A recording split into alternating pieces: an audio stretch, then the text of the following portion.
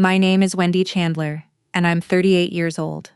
3 weeks before Christmas, I was standing in a hospice hallway in my scrubs when my phone buzzed with a message from my sister. "Your snorts not welcome at Christmas. It's only for parents now."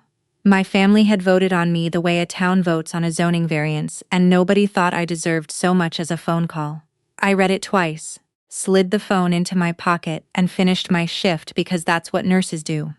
Then I drove home, sat at my little kitchen table, and smiled in a way that would have worried my sister if she'd seen it. I did not beg. I did not argue. I opened my laptop and booked a balcony suite on a luxury cruise to the Caribbean, sailing straight through Christmas Day.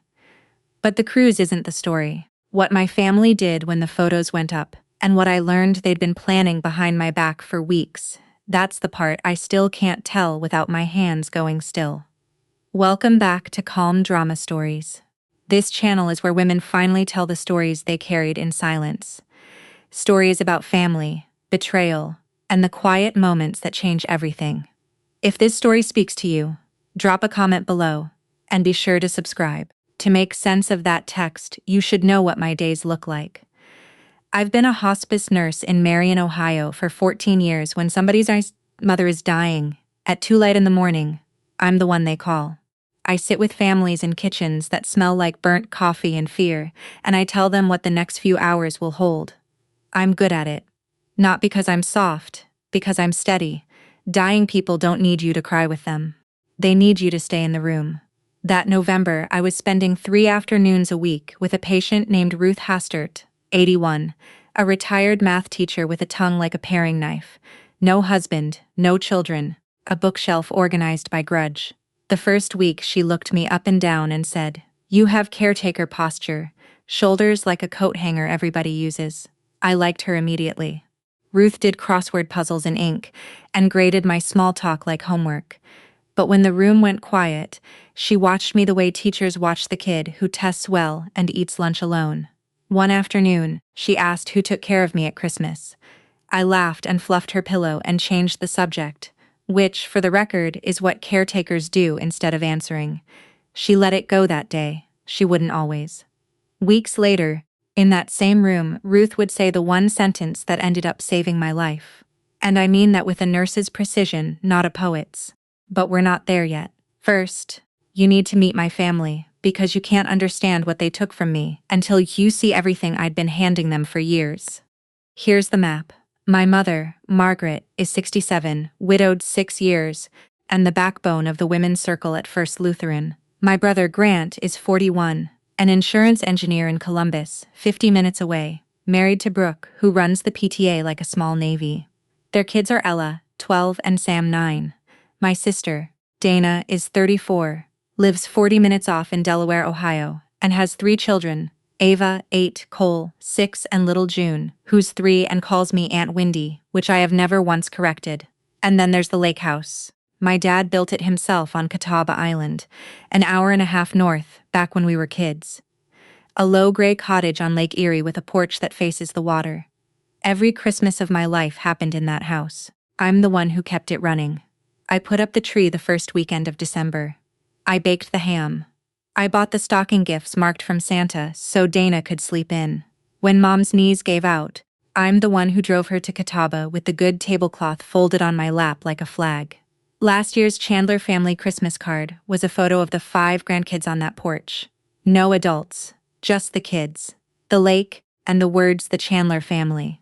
I remember holding that card and noticing something small and cold. I wasn't in the picture, and neither was anyone who couldn't reproduce. Nobody thought that was strange. I told myself it was sweet. That's the thing about a family like mine. The eviction doesn't start with a text. It starts with a Christmas card everyone says is adorable. I should tell you the part I don't usually tell. I got married at 29 to a good man named Aaron. From 31 to 34, we went through 3 rounds of IVF.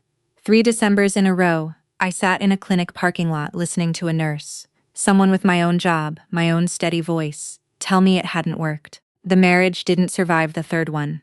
Nobody cheated. We just ran out of language. He remarried. I hear he's happy, and most days I even mean it when I say I'm glad. What survived was a savings account I'd opened during the first round and labeled someday. By the time the divorce was final, it held $9,400, and I couldn't touch it and couldn't close it. It just sat there, a nursery with the lights off. And here's what I did with all that grief. Because I'm a caretaker, and we metabolize pain into chores. I became the family's fixer. Every school pickup Dana couldn't make. Every form of moms that needed a nurse's eyes. Every birthday cake. Every airport run. Every holiday hosted, wrapped, cooked, and cleaned. If I couldn't give the family children, I would pay my dues some other way. Nobody ever said that out loud. They didn't have to. I'd written the contract myself and signed it alone. But there was one more payment, bigger than all the rest, that nobody in that group chat knew about. One thing I'd been quietly doing for 6 years that made what happened next almost funny. Almost. We'll get there. First, the text. December 3rd, a Wednesday, 4:40 in the afternoon. I was in the hallway outside a patient's room charting when the group chat lit up. The chat is called Chandler Christmas with a little tree emoji, and Dana runs it the way Brooke runs the PTA.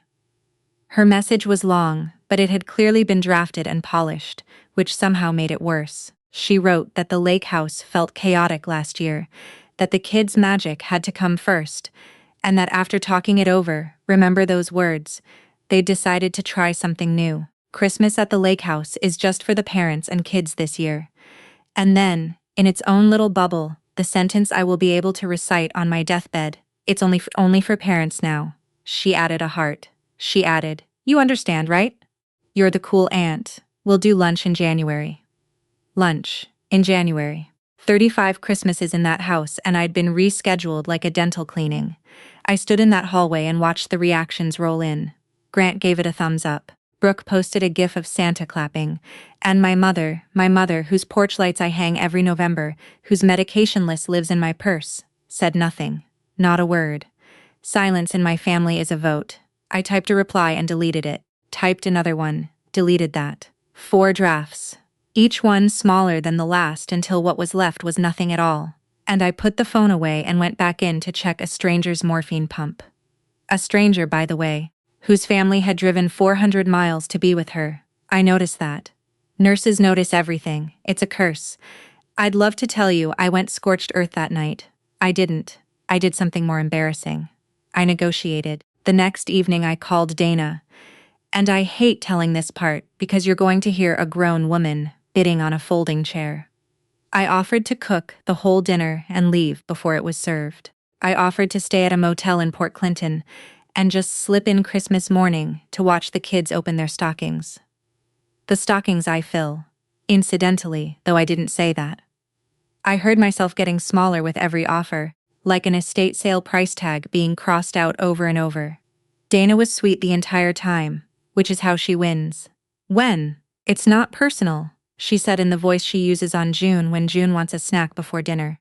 It confuses the kids' magic having extra adults hovering. It's not personal. It's just how families work. Extra adults. I want you to sit with that phrase the way I had to. 38 years old, and I'd just been reclassified as surplus furniture. And then, because Dana always says one sentence too many, she added, honestly, we all talked about it, and everyone agreed it's healthier. I went still.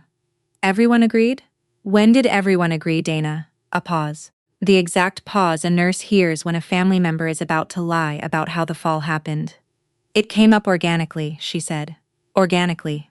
In my family, nothing has ever come up organically except cancer. I said goodnight, hung up, and stood in my kitchen, doing the thing I do at work, reading the chart. Somewhere there had been a meeting about me. I just couldn't see the room yet. Saturday, I drove the 10 minutes to my mother's house with a casserole, because in the Midwest, you can't confront anyone without a covered dish. Mom was at the counter addressing Christmas cards. This year's card, I noticed, was the grandkids again, on the lake house porch again. She wouldn't hold my eyes. Don't make waves, honey, she said, before I'd even taken my coat off. Dana's under so much pressure with the little ones. It's one Christmas. One Christmas. That's what people say when it isn't theirs. I asked her quietly if she'd been in the room when the new rule was invented. She straightened the cards into a stack. It's what's best for the children, she said, which is the church version of pleading the fifth. And I understood something then, watching her line up those envelopes for the ladies of First Lutheran. My exile wasn't really about hovering ants. It was about the seating chart at her church, where a woman's worth is counted in grandchildren the way a farmer counts acres. Just that week at the nativity planning meeting, Arlene Hoffman had asked her, loudly, "I'm told, how many grandbabies now, Margaret?" 5 is a good number. 5 fits on a card. A divorced daughter with no stroller does not fit on a card. On my way out, I set the casserole on the counter next to her open mail, and my eye caught a bank statement and a line item I knew better than my own pulse, because it was mine. I looked away fast out of habit, 6 years of habit, and that, right there, is the part of this story I'd been keeping even from myself. 6 years ago, my dad died of a heart attack at 63 in the garage with the radio on. After the funeral, my mother sat me down at her kitchen table. Just me, the nurse, the one who handles things, and showed me a folder. Dad had taken a home equity loan against the lake house to cover a bad roof, a worse furnace, and we later pieced together some quiet help he'd given a cousin. With his pension gone, Mom couldn't cover the payment, the taxes, and the insurance. The lake house, the porch, the lake. Every Christmas we'd ever had was maybe 14 months from being sold out from under us. She cried into a dish towel. Then she asked me for 2 things, help and secrecy. If your brother and sister find out the house isn't free and clear, it changes how they see your father. Let his memory stay whole. I was 32, still in the middle of the shots and the waiting rooms, already suspecting how that story would end. I had no children to save for, a steady paycheck, and a hole in my chest exactly the size of being needed. Of course I said yes. I saw the red flag. I'm not a fool. I even wrote the number down and made her sign a little paper. Nurse habit, everything charted. Then I set up the auto pay anyway, $600 a month, the first of every month.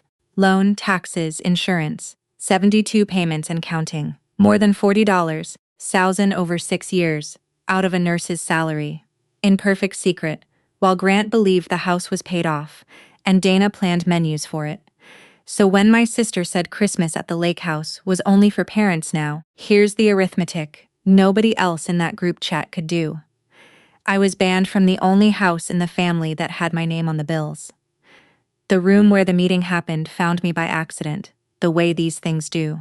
9 days after the text, my niece Ella called me on video to show me her science fair volcano because 12-year-olds still like me, even when their parents have voted me off the island. Mid-eruption, she said, casual as a weather report. Mom said you're not coming since Halloween. Did you really tell Grandma that Christmas is dumb now? I kept my voice level, 14 years of practice. Since Halloween, sweetheart? Yeah, they have a whole planning chat. Mom's always typing in it. It's called Christmas planning. She wrinkled her nose. You're not in it, I think. No, I was not in it. After we hung up, I sat very still and did the math I'd been avoiding. It was December 12th. Halloween was 6 weeks back, which meant that all through November, while I hung Mom's porch lights, while I drove her to her cardiology checkup, while I picked up Ava and Cole from school on Dana's long Tuesdays, there had been a second room with all of them in it deciding I was clutter. And the detail that took my breath, my mother was in that chat. 6 weeks. She'd known for 6 weeks, and she'd let me climb her ladder and check her heart and say nothing. I'd assumed her silence in the family. Thread was cowardice in the moment. It wasn't. It was policy. You can survive being wounded by your family. What buckles your knees is learning. The wound was scheduled, put on a calendar, discussed, agreed to while you were out buying their stocking gifts. That night, I called no one. I went into work early. Ruth took one look at me and put down her crossword. Sit, Ruth said. You're leaking. That was her word for feelings. So I sat, and for once I told a patient the truth about my own life, the text, the second chat, the 6 weeks. Ruth listened the way she must have watched students take exams, hands folded, missing nothing. Then she told me her own story, flat like a proof. 50 years teaching other people's children. Every niece and nephew's braces, half of them their college textbooks, too. Hosted Thanksgiving for 30 years, the good silver, the folding chairs, all of it. Then her hip went and she couldn't host, couldn't drive, couldn't be useful. Count the visitors, Wendy, she said, nodding at the door of a room I'd sat in 3 afternoons a week. I'd met exactly one great niece once, who stayed 20 minutes and took a picture of the two of them for a fundraiser. Ruth turned her teacup a quarter turn and delivered it the way you'd deliver a theorem. I spent my whole life buying my seat at their table. Turns out I was only ever renting. The clock in her room was loud. I remember that. Rent comes due every month forever, she said. The moment you can't pay, the chair's gone and they act like it was never there. Then she looked at me and her voice, for the first time in our acquaintance, went gentle. Don't wait until this bed to learn arithmetic, girl. You're the best math I've seen in years, and you're doing it for people who round you down. I drove home at midnight with my hand steady on the wheel, and something enormous moving under my ribs, slow like ice on the lake in March. I opened my laptop at the kitchen table. I want to be precise about what I opened it to do. I did not open the laptop to write a speech to my family. I've watched 100 families give speeches over hospital beds. Speeches are for the speaker. I opened it because that afternoon, between patients, a travel ad had followed me around the internet like a hopeful dog. A woman my age, alone at a ship's rail, cold water, no opinion anywhere in the frame. 11 at night in a hospice parking lot is where I'd first clicked it, and now, at my kitchen table, I clicked the rest of the way. 7 nights, Eastern Caribbean, sailing out of Fort Lauderdale on December 23rd, San Juan, St. Thomas, St. Martin. There was exactly one balcony suite left. A holiday cancellation, high deck, king bed, a bathtub. I hadn't owned a bathtub in 9 years. With flights, the drink package, the Wi-Fi, all of it, the total came to just under $5,000. I sat there looking at the payment screen, and then I did the thing that still makes my throat tight. I logged into my savings and pointed the transfer at the account labeled Someday. $9,400 that had been sitting in the dark for 4 years, waiting for a child who was never coming. Someday, it turns out, has a date if you're brave enough to pick one. I picked December 23rd. I paid in full. Confirmation snorts arrived with a little air horn graphic, tacky and wonderful, and I sat in my quiet kitchen and smiled for the first time in 9 days. Then I renamed the account. It's called now. Before I tell you what those photos started, let me ask you something. Have you ever been told, politely, sweetly, with a heart emoji, that you didn't count? If you've ever been the one left off the list, tell me in the comments where you were standing when you found out. I read every single one. And subscribe, because what my family did when they found out where I was spending Christmas, I still don't entirely have words for it. And I was there. I kept the announcement small on purpose. 2 lines in the family thread, 5 days before I flew. Confirmed. I'll be away for the holidays. Enjoy the lake house. You'd have thought I'd announced a felony. Dana replied in under a minute. Away where? 2 question marks, which for Dana is a siren. Brooke tried the concerned sister-in-law angle. Is everything okay? This seems sudden. Sudden? They'd had a planning chat about my absence since Halloween. I'd simply agreed with it faster than scheduled. Grant sent nothing, which is Grant. And then my mother called, and I watched her name glow on my counter through 4 rings before I picked up. She didn't ask where I was going. She didn't ask if I was hurt. She said, and I could hear the Christmas cards being straightened, "People will ask where you are, honey." What am I supposed to tell them? There it was. The whole engine of my family idling in one sentence. Not her daughter alone in December. The optics of her daughter alone in December. I looked out my window at the parking lot of my apartment complex, at a plastic snowman glowing brave and stupid in the cold, and I felt weirdly calm. Tell them the truth, Ma. Tell them I wasn't invited. Silence on the line. Then, that's not fair, Wendy. Nobody said you weren't. And she stopped because we both knew the next word was welcome, and neither of us could survive her saying it. I told her I loved her. I meant it, which is the inconvenient part of this whole story. Then I hung up and finished packing.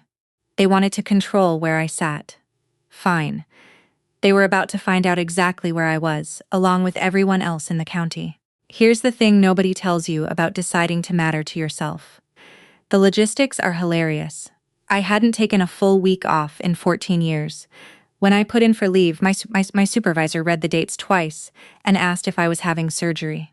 I bought a white sundress, my first white anything since the wedding, and stood in the fitting room looking at a woman I hadn't seen in a decade. I bought reef-safe sunscreen, a paperback I'd been meaning to read for 6 years, and a wide straw hat that Dana would have called a lot, which is precisely why I bought it. I handed off my patients one by one with notes so detailed, the relief nurse laughed out loud. Mrs. Kowalski's daughter cried and hugged me and said, "Good for you, honey. Go." A stranger's daughter, mind you, managed the sentence my own mother couldn't find. Ruth demanded to see the itinerary, checked the ship's tonnage like she was grading it, and pronounced the whole plan adequate. Which from Ruth was a standing ovation. "It's only for parents now," I told her deadpan.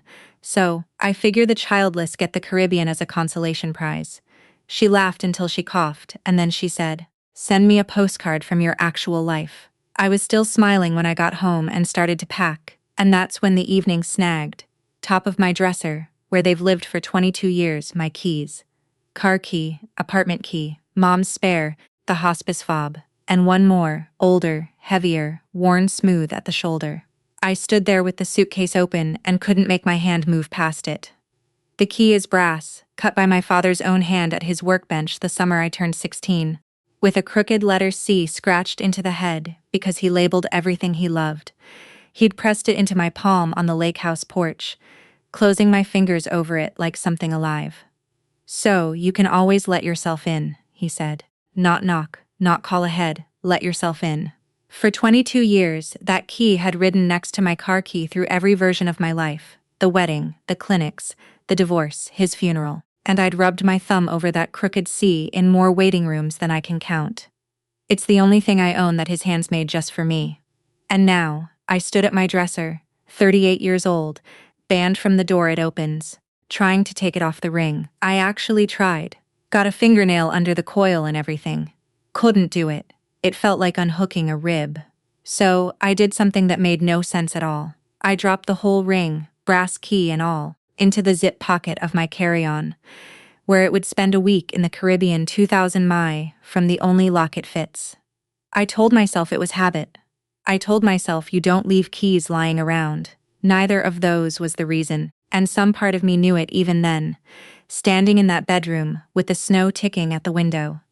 Some decisions pack themselves early and ride along quietly until you're ready to make them. That key had a job to do yet. I just didn't know on December 22nd that the job wasn't opening anything. December 23rd, Fort Lauderdale, 81 degrees. I walked out of that airport and the heat hit me like forgiveness. The ship was absurd. I mean that as a compliment. 14 decks of lit-up nonsense, a chandelier the size of my car, a man in white gloves who called me Miss Chandler and meant it. My suite had a balcony wide enough for 2 loungers and a little table, and when I slid open the door, the ocean was just there, minding its own business, all the way to the curve of the earth. There was champagne on ice with a card. "Welcome aboard. We're glad you're here." I stood on that balcony in my scrubs-colored cardigan and read the card twice. "Glad you're here." It rhymed with some, and it took me a second to place it, and then I did, and I had to sit down on the lounger for a minute. We sailed at 4 Lav. I stayed at the rail and watched Florida slide backward. The cranes, the condos, the whole continent with my family on it shrinking to a line, then a smudge, then gone. I had my hand in my bag, and I realized I was rubbing my thumb over the crooked C the way I do in waiting rooms. "Rent," Ruth said in my head. "The moment you can't pay, the chair's gone." Out on the open water, the light turned gold and lay down flat on the sea like it owned the place. I took my first photo standing there, just the water, my hand on the rail. No caption in me yet. I didn't post it, understand? I wasn't hiding, I was deciding. There's a difference, and I was about 36 hours from learning exactly how big a difference it was. I won't lie to you about Christmas Eve because you'd smell it. It was hard. The ship did it up beautifully. Garlands on every rail. A choir of crew members singing carols in the atrium. Snow made of soap bubbles drifting past the chandelier. And everywhere, families. Matching pajamas at the early seating. A dad carrying a sleeping toddler like a sack of sugar. I stood at the atrium rail in my new dress with a glass of wine I wasn't drinking, and for about 90 seconds the whole thing wobbled. Then a voice beside me said, "First holiday alone, you've got the face." She was tall, my age give or take, in emerald silk, holding her heels in one hand like a woman who'd already won the evening. "Nadia." Anesthesiologist from Atlanta, divorced 18 months, at the solo traveler's table by choice. My ex kept the in-laws, she said, deadpan. Best settlement I ever negotiated. I laughed for real, the undignified kind. We closed down the late seating, with 2 widows from Michigan, and a retired tugboat captain, who'd cruised alone every Christmas for 9 years, and called it my annual custody of myself. Nobody at that table asked me why I wasn't with my family. They asked what I was reading. At midnight, I stood on my balcony in the warm dark, ocean hissing along the hull, and checked my phone out of pure muscle memory. The Wi-Fi was working fine. That's the detail I want you to have: full signal, midnight on Christmas Eve, and from my mother, my brother, and my sister, nothing. Not one message, and that silence, which was supposed to punish me, is what made the next morning so easy. Christmas morning, the ship was somewhere south of nowhere, and the sea was the kind of blue that looks rude to describe to people in Ohio. I put on the white dress. Nadia met me on the top deck with 2 mimosas and an opinion about my hat, and then she took my phone and said, "Stand at the rail. You're going to want to remember being this free." The pictures she took are still the favorite photos of my entire life. Me laughing with my head back, me barefoot with my coffee, the water impossibly gold behind me, the long shot down the empty morning deck. One woman, one horizon, nobody needing anything from her. I sat with my thumb over the post button for a long moment. I want to be honest about what was in me, because this part matters. It wasn't revenge. If it had been revenge, I'd have written something surgical in the caption, and believe me, I had drafts in my head with scalpels in them. I deleted everyone. What I finally typed was just this: "Merry Christmas from someone who finally spent it exactly where she was wanted." No names, no story, no tags. 11 in the morning, ship's Wi-Fi crawling, that little wheel spinning, and up it went to my regular, unremarkable Facebook where my whole town lives. Church ladies, hospice co-workers, half of Marion, and every Chandler with a phone. I put the phone face down on the lounger and went to breakfast with Nadia, and I genuinely, foolishly believed I had posted a photograph of a woman on vacation. By the time we docked in San Juan the next morning, there were 41 messages waiting on that phone. My family had found the photos, and not one of them was writing to say, "Merry Christmas." I read them on the balcony while San Juan slid up to me to keep pastel and bright, and it was like watching 2 weather systems collide. The first flood was warm. My coworkers, "Good for you." Mrs. Kowalski's daughter, 3 crying emojis, "And you deserve every minute." A cousin in Dayton I hadn't heard from in 2 years. I don't know what happened, but I'm cheering. Women I barely knew from church writing things like, "I have never once done this and I am 62. The second flood was my family, and the temperature dropped message by message. Dana first, naturally. "Wow, real classy. On Christmas?" Then, 20 minutes later, "You couldn't give us one holiday without making it about you?" I had to read that one twice. I'd been formally removed from the holiday, and my absence was still, somehow, about me being present. Brooke came next, in full PTA chairwoman. "I hope you're proud. Your mother sat through this Mitzvah service getting asked why her daughter is on a boat. You've embarrassed her in front of the entire congregation." And there it was again. Not, "Your mother misses you." Not, "Are you okay?" Alone at sea on Christmas. The congregation, the optics, the seating chart at First Lutheran. I scrolled the whole flood twice standing in the Puerto Rican sun in my straw hat, and I noticed the thing a nurse notices at a bedside when the families gathered around asking all the wrong questions. Not one message. Not from my sister, my brother, my mother. Not one asked me a single question about myself. They only asked what I was going to do next. Which, if I'm honest, made 2 of us wondering. Grant called that evening as we pulled out of San Juan, and Grant is the family's designated reasonable man, so his voice arrived pre-oiled. "Nobody's mad." He opened, which is what people say when everybody's mad. "But you've made your point, Wen. Take the posts down, maybe put up an apology. Doesn't have to be a big thing and everyone moves on. You're making Mom look bad." I watched the harbor lights swing by and gave that sentence the silence it had earned. "Making Mom look bad." "Walk me through it," I said, calm as a chart review. It's a photo of me drinking coffee, smiling. There's no caption about anyone, no story. Which part is the attack? He exhaled the way he does when the numbers won't behave. You know exactly what you're doing. Everyone can see you're fine. And they all know you weren't invited. So it looks. He stopped because there was no way through that sentence that didn't convict somebody. And we both heard it. It looks like what it is, Grant, I said. That's the problem. If a picture of me happy embarrasses this family, the problem is not the picture. He went quiet. And then his voice dropped into something tireder and more honest. And for 1 second, I heard my actual brother in there. The one who taught me to skip stones off the lake house dock. Dana's getting questions, Wendy. Mom's getting questions. People from church, neighbors, Aunt Susan. It's becoming a thing. A thing. 6 weeks of secret planning, a family vote, my 35 Christmases. None of that had been a thing, but my sunburn was. I told him goodnight. The phone started buzzing again before I'd set it down. And this time, it didn't stop. But the message that broke me that week wasn't from my family. It came at 6 Glythe the next morning, docked at St. Thomas from my coworker Denise. And I knew before I opened it, the way you know when a house goes quiet. Ruth had died on Christmas night, in her sleep. No pain, the night nurse said. Sharp at dinner, gone by morning, which is exactly the exit Ruth would have graded highest. I sat on my balcony in the early heat with the gulls carrying on over the harbor and I cried. For Ruth, and for the visitors who never came, and a little, if I'm honest, for the version of me that had planned to be back in time to sit with her. Then Denise's second message arrived.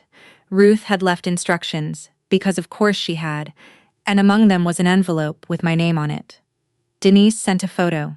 Inside was a get well card. Ruth thought sympathy cards were morbid, so she'd bought the most aggressively cheerful card in the gift shop. Daisies all over it. And inside that, in schoolteacher cursive gone wobbly, a single line. Sit down at your own table, girl.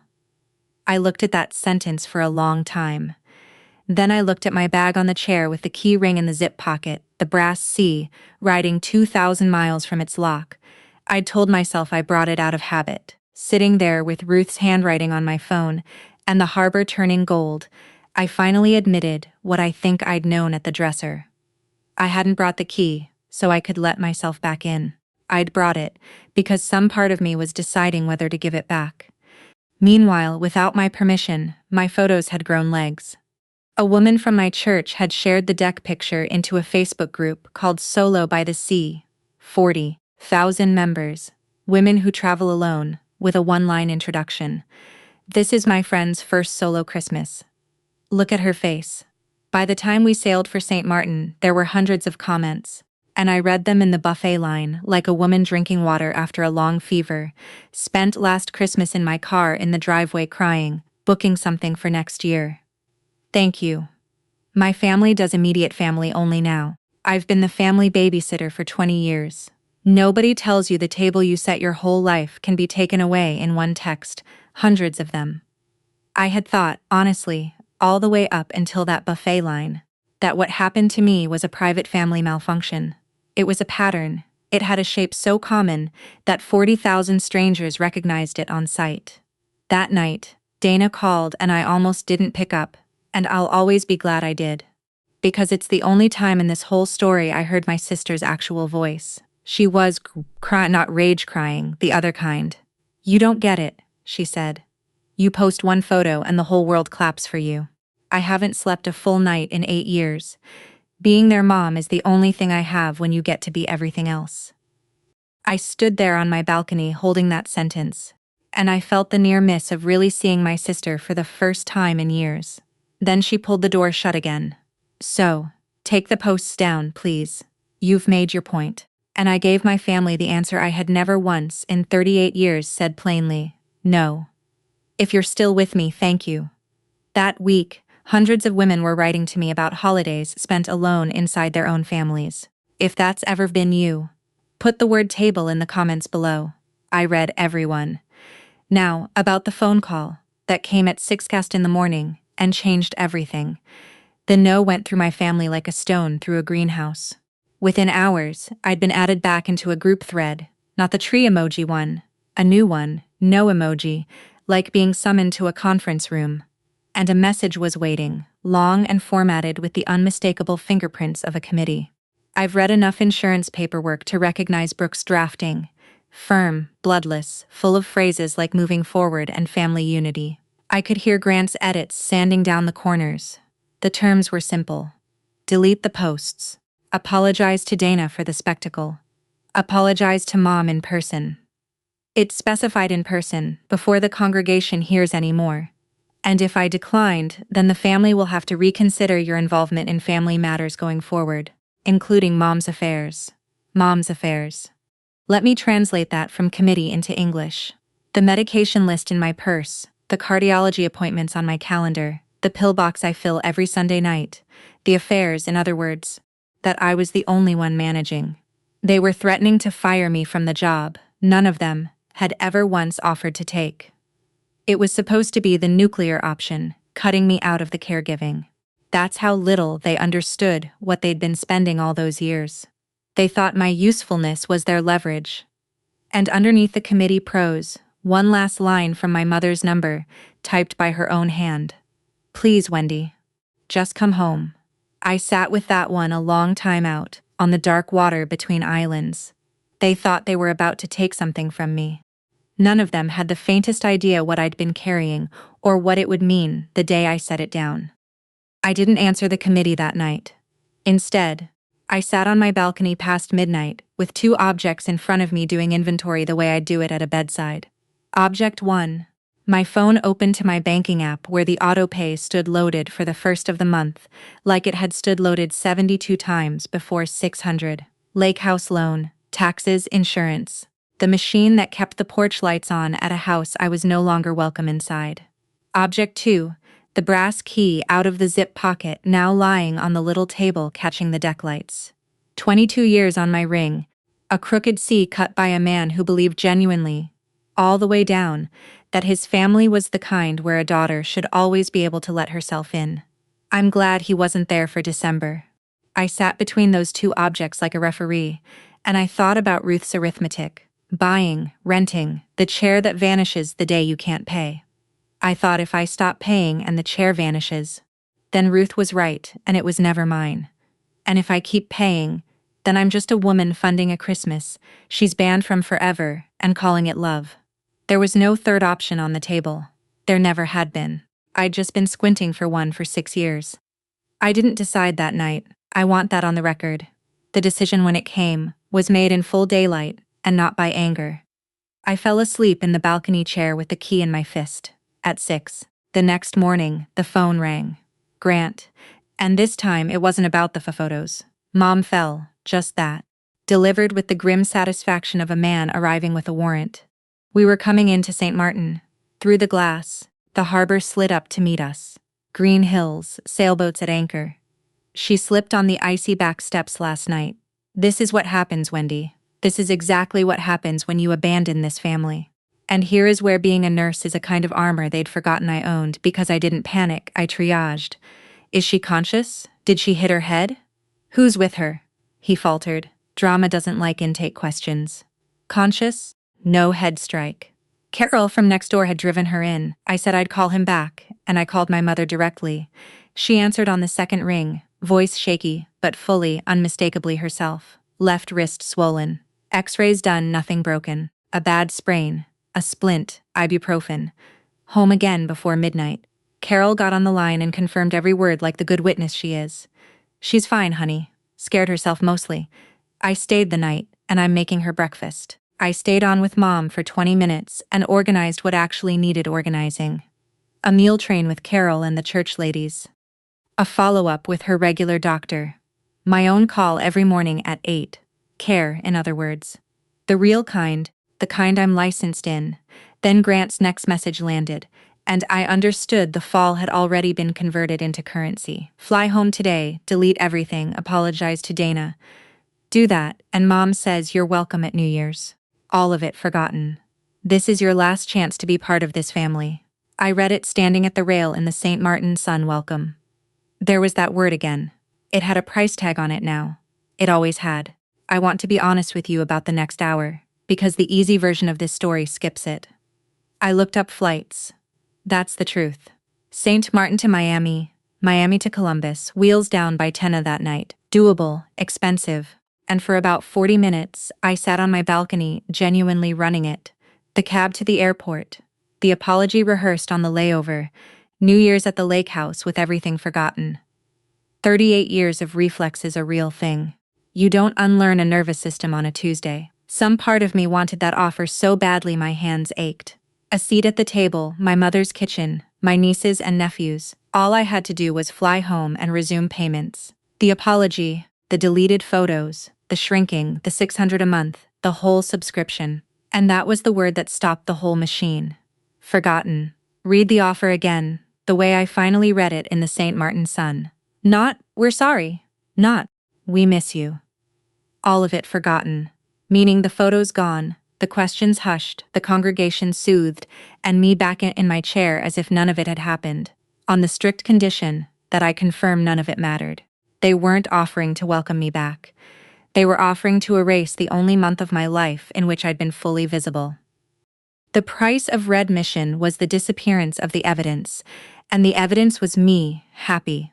I sat back, and something in my chest went very level and very quiet, the way the sea gets before weather. It wasn't an invitation at all, I realized. It was the old contract retyped with a Christmas bow on it, and the renewal deadline was today. I found Nadia at the coffee bar on deck 5, told her the whole thing, and watched her do what good clinicians do, skip the sympathy and go straight to the exam. She stirred her espresso and asked exactly 2 questions. If she were your patient's family, some other Wendy, some other boat, what would you call that message? I didn't even have to think. Leverage.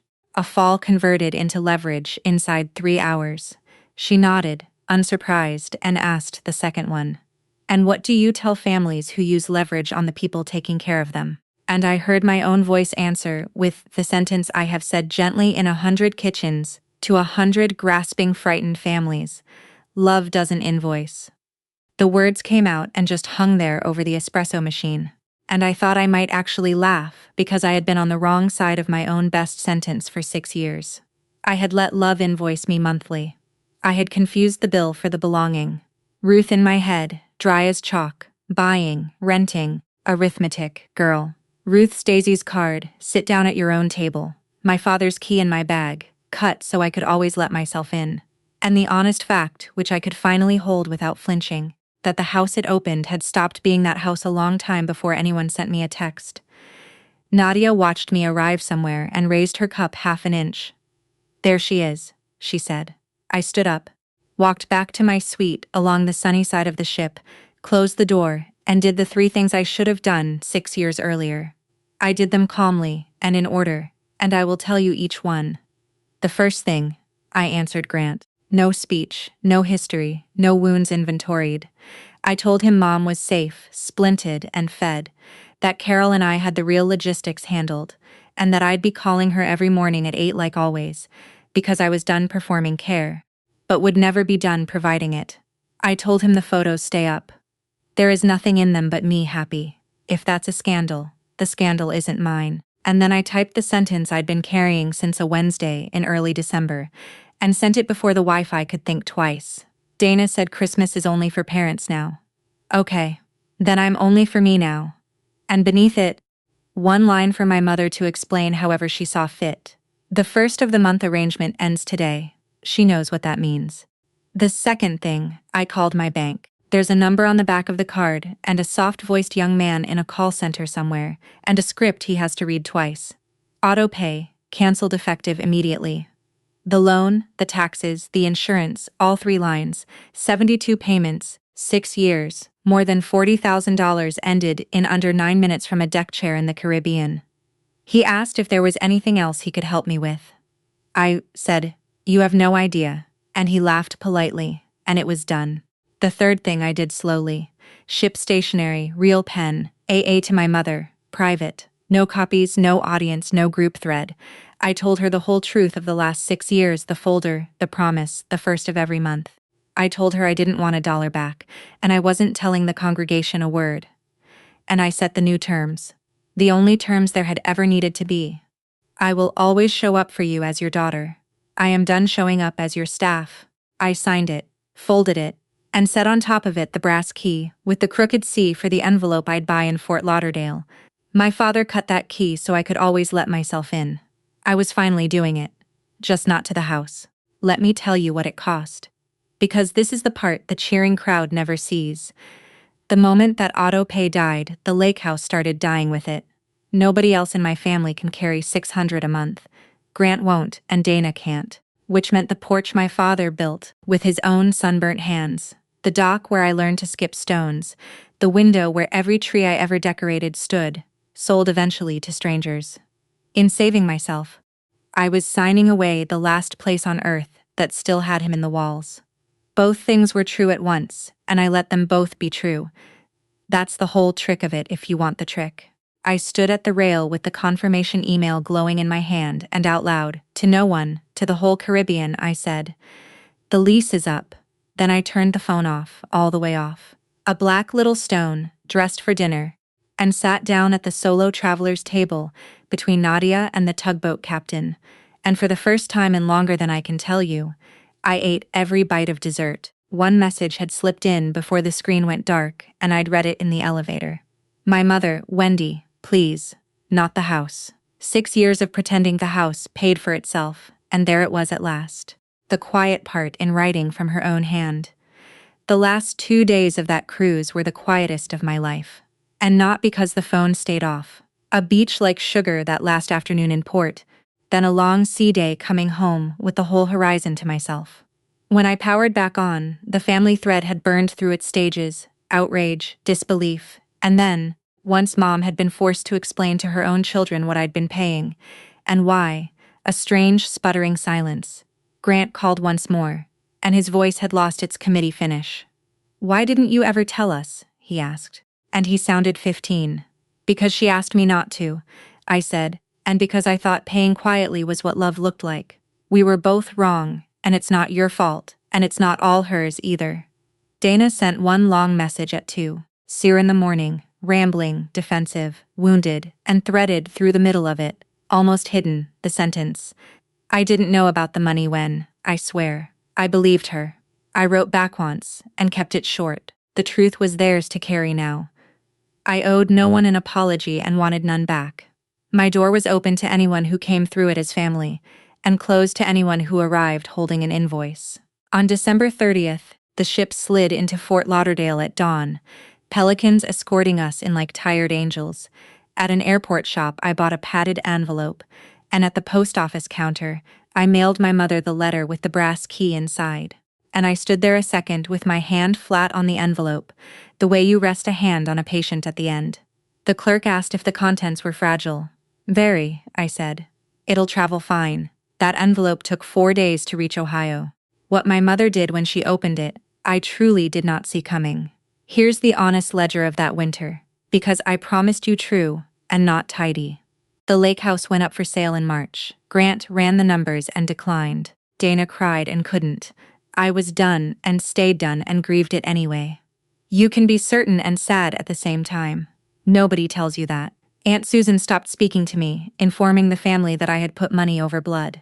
Which, from the one relative who never once drove Mom to an appointment, had a certain shine to it. 2 cousins went quiet in public and sent private messages that said, in different words, "You did what the rest of us only talk about." The church ladies whispered for a season, and then a deacon's son got arrested for something actually interesting, and Marion moved on because congregations always do. Dana never apologized.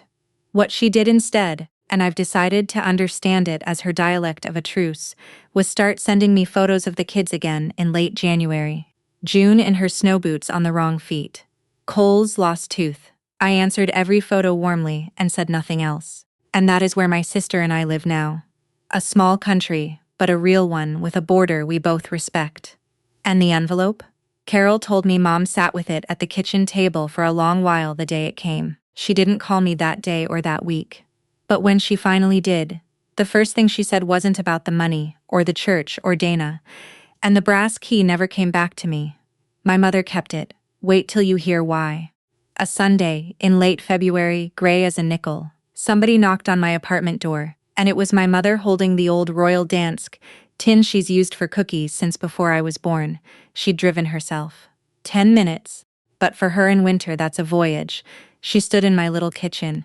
She'd never once been inside my apartment, I realized, in the 4 years I'd lived there.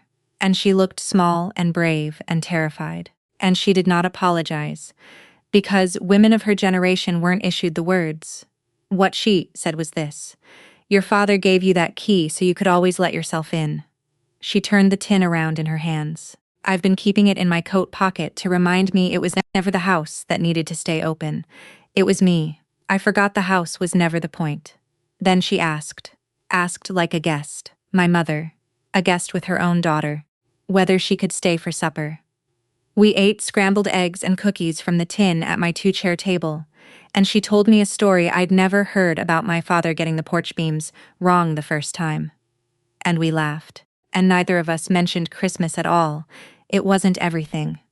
Dana stayed Dana, the church stayed the church, but at my table that night sat a woman learning at 67 to show up without a seating chart. People can surprise you. Not often. Enough. This Christmas, 1 year almost to the day after a text message reclassified me as furniture, my apartment held more people than chairs, around 2 pushed-together tables under a cloth my father's mother embroidered. Denise and 2 others from hospice between shifts. Carol, who brought a ham that outclassed mine and knew it. 2 women from Solo by the sea, friends now in real life, one of whom spent last Christmas in her car in a driveway, and this one telling the story out loud, laughing. The tugboat captain sent a card from somewhere off Cozumel, and 1 chair we set on purpose with a full place setting and no name on it. House rule, my house, for whoever needs it next year. Because somebody always needs it next year. At 6:00 the doorbell rang, and it was my mother with the blue tin, and June on her hip because Dana had dropped them both off. Dana, who waved from the car, which is a sentence I've decided to keep. Mom looked down the length of my crowded, mismatched, glorious table and asked where I wanted her. "Anywhere," I said. "At my table there's no only. If you're here, you're family." We lit the candles. Someone's pager went off, and we all laughed. And in March, I'm sailing again. 5 nights, Western route this time, booked from the account called Now, not to prove anything. Proof was last year. This one's just because the ocean and I have a standing appointment. If you take one thing from my story, take this. A seat you have to keep paying for was never yours. The only table that's truly yours is the one where love doesn't come with an invoice. That's my story. 1 text before Christmas. 1 cabin with an ocean view, and 1 brass key I finally gave back. If someone has ever made you pay rent for a place in their heart, maybe it's time to read your own lease. If this story found you at the right moment, share it with someone who needs it tonight. Drop a comment and tell me about your table. Hit subscribe so you don't miss the next story, and I'll see you in the next one.